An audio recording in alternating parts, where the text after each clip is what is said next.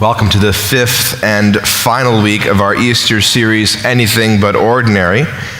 Easter celebrates the most extraordinary event in all of history, Jesus' resurrection from the dead.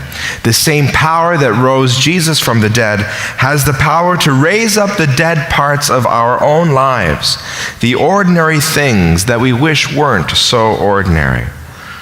Over the last few weeks, we've been looking at some ordinary practices, connecting with other growing disciples, reading the Bible and applying it to our lives, and serving in ministry and mission.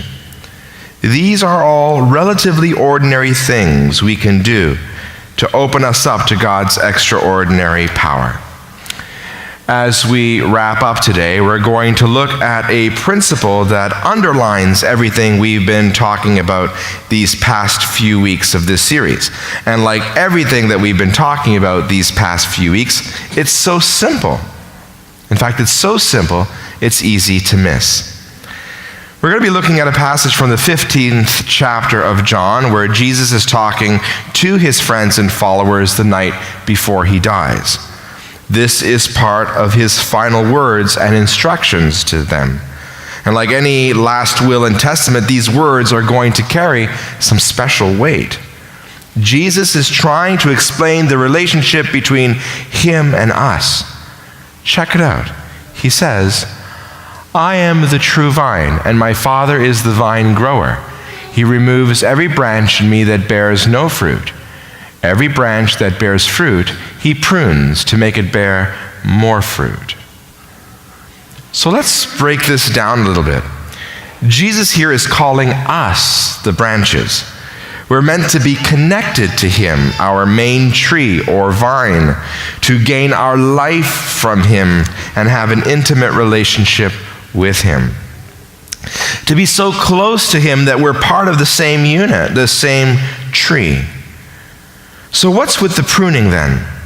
Is God saying that if we're not bearing fruit, he's going to cut us off from himself?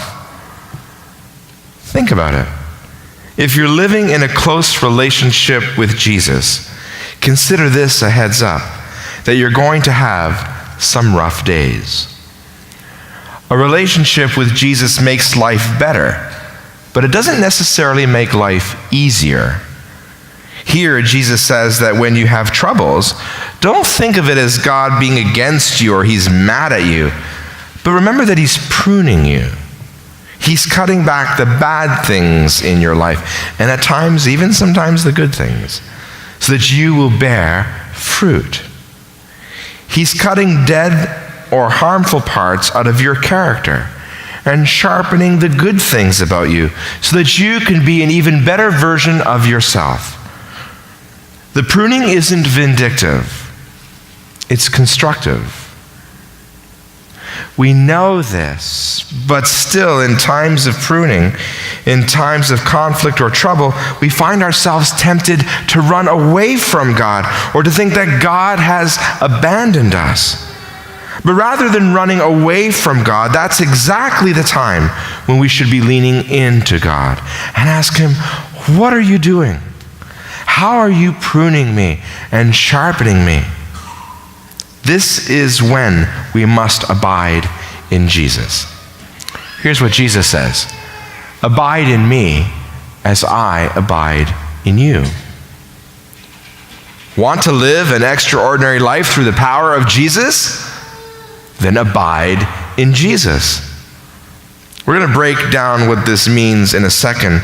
But first, let's take a look at the verses around this one, because there Jesus gives us the motivation for abiding in him. Jesus says, "Abide in me as I abide in you. Just as the branch cannot bear fruit by itself unless it abides in the vine, neither can you unless you abide in me. I am the vine, you are the branches. Whoever abides in me and I in them bears much fruit, because apart from me, you can do nothing." Cut off a branch from the tree, and nothing will be produced. You've cut it off from its secure source of nutrients and water. It no longer has the capacity to produce anything of value. Well, in the same way, Jesus is saying that if you cut yourself off from him, you won't be able to produce any fruit. On the other hand, when you stay connected to him, live in a relationship with him, then we can produce fruit. Now, what kind of fruit are we talking about here? The fruit means that we will grow. We'll grow personally and spiritually. We'll grow in patience and kindness, goodness, self-control, and even success. In other words, we'll live exactly the kind of life that we want to live. On the other hand, Jesus says that apart from him, we can do nothing. Nothing. If you've been living your life without a relationship with Jesus, you might end up thinking, well, I've done just fine without Jesus. Nice house, good family, decent job, I'm good. But I would argue that everything that is good in your life has actually come through Jesus in some way. And for anything to really last and be of eternal value, you need to stay connected to Jesus. All the things of this world, all the gifts we've been given by God will be lost when we die if we don't stay connected to Jesus Christ. What is merely human is temporary. However, what is divine is eternal. You see, whenever we invite Jesus into our lives, our activities can actually bear fruit, and fruit that never ends. Without Jesus, we can do nothing of eternal and lasting value. Nothing at all. Whatever we do with Jesus can last forever.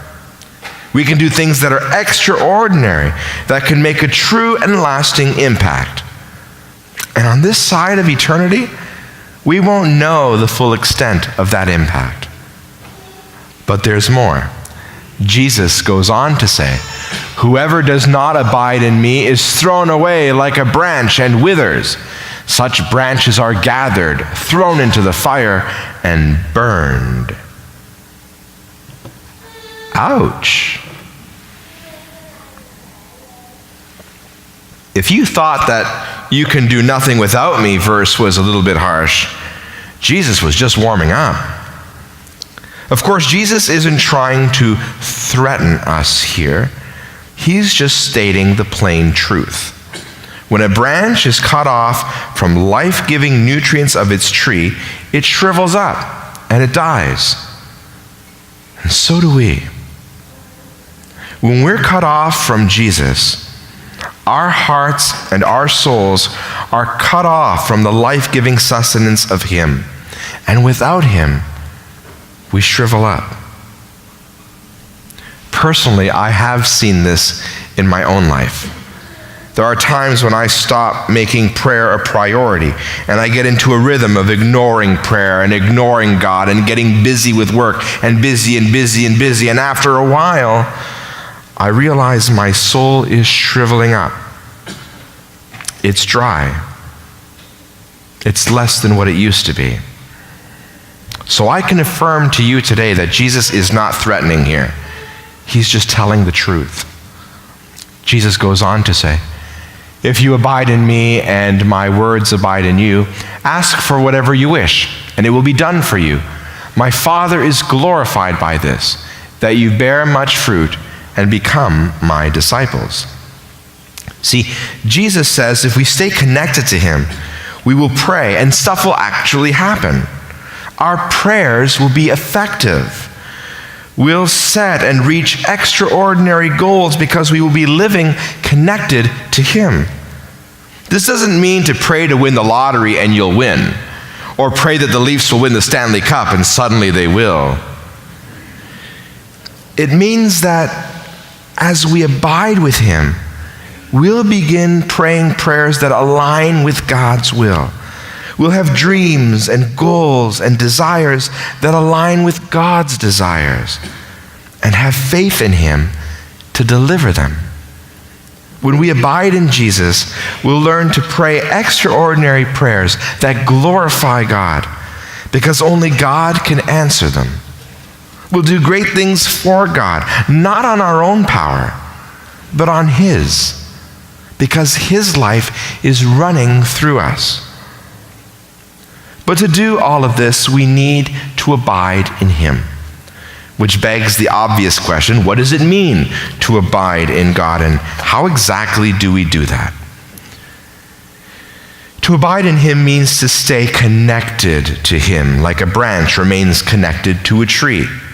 To abide means to stay connected. And the branch of a tree remains connected all the time.